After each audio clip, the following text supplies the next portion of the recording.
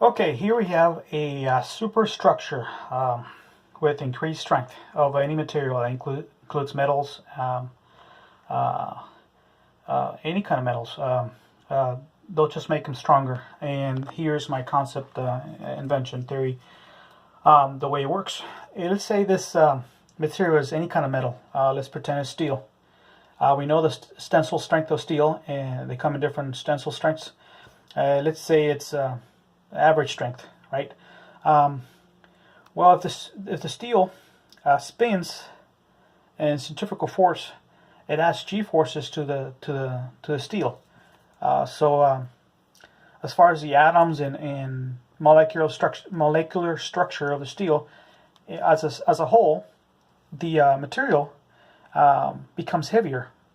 Anytime you spin something, centrifugal force, and you add g forces to it, whether it be a human person, object, or material, that material becomes heavier, and that is also within its molecular structure becomes heavier. So my theory is, if it's from the same material, always the heavier material, the same material, compared to a lighter material, it's going to be heavier. So if you have a sheet of metal, let's say a quarter-inch sheet of metal, and if it's centrifugal force and spins and it adds more g-forces, that quarter-inch sheet of metal, it's going to be heavier with a higher g-forces than the average Earth g-forces. So the heavier the metal, the more strength it has. Let's say, for instance, if you have quarter-inch steel and you shoot a bullet to it, obviously it's going to puncture it or do some damage because it's a quarter-inch, and because of the weight of it. You know, it's not as heavier compressed steel. But if you use g-forces, you use centrifugal force, and you add g-forces to it, then that steel is going to be heavier. So the heavier an object is, the more stronger it is. So that's just my concept, my theory, my invention. So anything that's heavier, it's going to always be more stronger than the other one that is lighter of the same material. So let's say you have a sheet of paper, and you know the weight of a sheet of paper, right? And obviously you poke your pencil through right off real easy. But if the piece of paper was in representation of a sheet of steel, you know how easy it is to puncture the paper with a pencil. But as you spin it and you add more g-forces to it, let's pretend every g-force is another sheet of paper. So now if you add g-force 1, g-force 2, 3, 4, 5, and 6, let's say g-force 6, and now you have the paper times 6. So now you don't have just one sheet of paper, but you have 6 sheets of paper, the weight of it in one single sheet. So now that one single sheet equals 6 g-forces. So basically what you're doing is that one sheet becomes 6, but it's actually 1, because the weight of it gets increased by increasing the g-forces. So the heavier, the stronger compared to the lighter one. So if molecular structure gets heavier, obviously the heavier is better. So if a sheet's, you start spinning and the weight of a sheet gets heavier every time we go higher g-forces. So the Earth's g-forces, let's say it's, I don't know, 0, 1, and then you go up to G6. Obviously the sheet on G6 is going to be 6 times heavier. Just an approximate. I don't know exactly how heavy it's going to be, but it is 6 times heavier than the G-force 1 compared to Earth.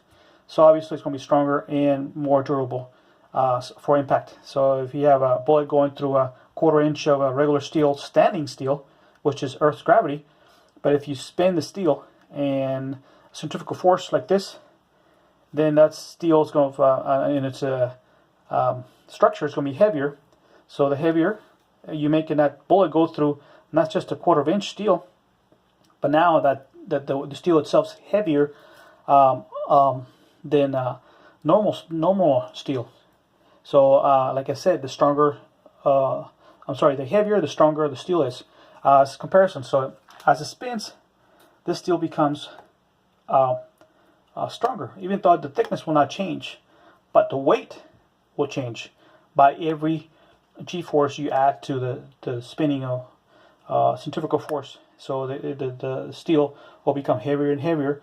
And like I said, my theory is the heavier is a lot stronger than the lighter one. So if you have a structure like this that protects us, any kind of surface, it's going to add weight to the sides. So this metal sheet around it, as it spins, centrifugal force, and as you add g-forces, becomes heavier and heavier. The heavier it is, the stronger the material, while it's spinning. So in other words, there's a catch. It has to keep on spinning to be acquiring that ability to gain molecular weight to it. So the more it spins, the heavier it is. That's the way it is. So there's one. Okay, but if you want to make a superstructure for a tornado house, pretty much you have these rollers, right? And you have the rollers to the side, and the wind will spin the rollers by themselves if it's just a regular rollers. And there's no motor or nothing, just a regular bearing with motors. The wind will not be able to catch the slippery side of the rollers because they're smooth, and it'll just have them spin, but it won't actually grab hold of the building of the outside.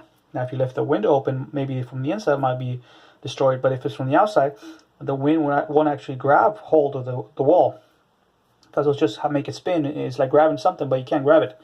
But if at the same time, if you go have this system, well, now you have a motor inside, and you start spinning these, right? And then just imagine these are rollers, right? Rollers like this, which are these right here. So the rollers themselves spin a high velocity, and they're made of heavy material, though the spinning of the metal is going to be more stronger and durable. The spinning of adding a g-force to the heavy metal makes them heavier than what normally it is, and by adding more weight to the metal, you're making that material is superstructure, super material that can resist impact.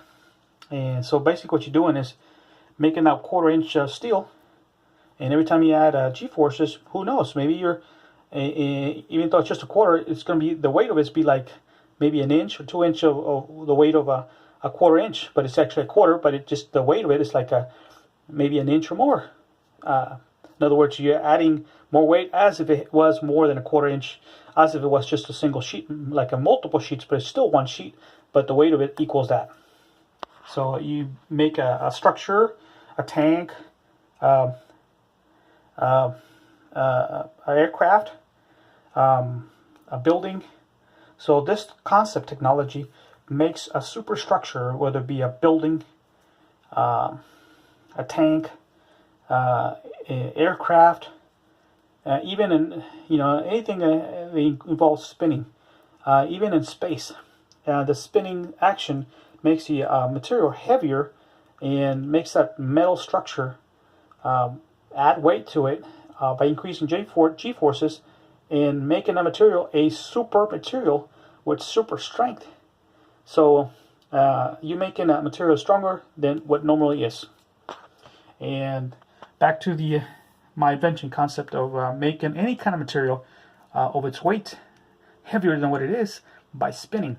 But it has to have weight. At the end, when it's spinning, that adds weight to it by gravity, by spinning, by centrifugal force, by g-forces, and that increases the weight. And by increasing the weight, you increase its tensile strength and the durability of that while it's spinning. For impact, let's say a meteor impact or bullet impact, whatever kind of impact, that the material, whether it be a 1/4 inch, 1 inch, or whatever thickness of that metal, it's going to make it stronger and more strength, more tensile strength to the material itself. It will make it very hard to penetrate, more than what normally would be if it was just standing still. But the spinning allows it to become stronger than what it is.